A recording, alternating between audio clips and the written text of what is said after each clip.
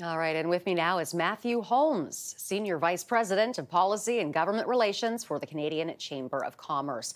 Mr. Holmes, sir, thank you very much for being here. Now, from a commerce standpoint, how concerning is it that the union is pushing back against binding arbitration and has also now issued a strike notice? Well, it's very concerning, and we're frankly incredibly disappointed that the union has disregarded the minister's directive of yesterday to the CIRB. It just, to me, it signals that they were never serious about this in the first place, and I think we're seeing the real objective here of the Teamsters is to inflict the maximum amount of damage and to hold the rest of us uh, a form of hostage, the entire Canadian economy, our communities, our drinking water, our commuters in Montreal, Toronto, and Vancouver, and just jeopardize the Canadian economy. So it's very concerning. What kind of economic damage has this work stoppage caused?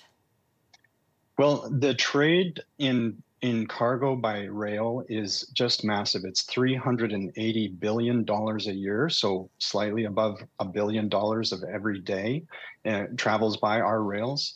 And it's all kinds of commodities, and it's not something that you can just easily replace. We don't have the roads, the trucks, or the truckers to move this in a different way. So with both rail lines compromised here, it's an unprecedented situation. And things like chlorine for treating municipal water. This is already knowing that there was an impasse coming.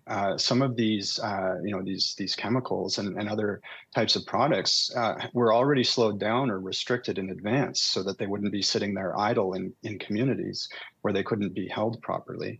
And so it's only a matter of days before this really becomes an acute issue, and we'll see boil water advisories. We'll see continued chaos for commuters in major urban centers who can't get to work. It's going to hit every part of the economy. And frankly, it's not fair.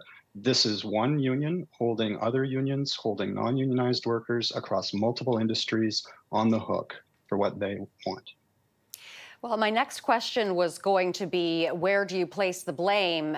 It sounds like you are placing the blame on the union. Is that right? Tell us a little bit about that. Well, we think it's a really unfortunate situation. We saw that the negotiation wasn't going well. Over 2 weeks ago, 120 chambers of commerce, industry associations with the Canadian Chamber of Commerce called on the government to take action. We knew it was going to only end up with either a lockout or a strike. We saw the lockout happen. The minister issued his directive. The employers lifted the lockout, and now we see the strike. And so to us, it's just a terrible situation. We were happy to see the action taken yesterday by the government.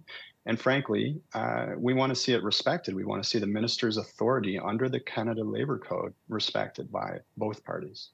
And would you like to see the government step in, perhaps with back to work legislation, or what would you like the next step to be?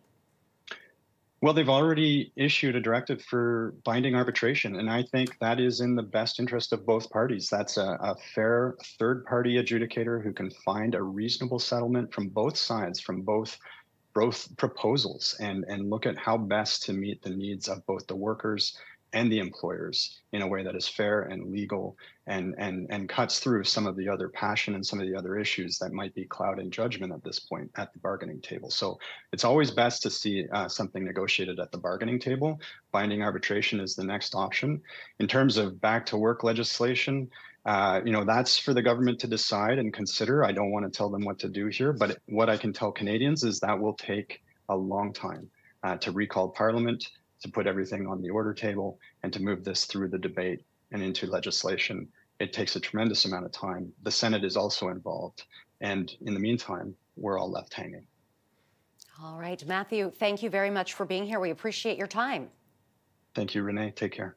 Matthew Holmes, the Canadian Chamber of Commerce.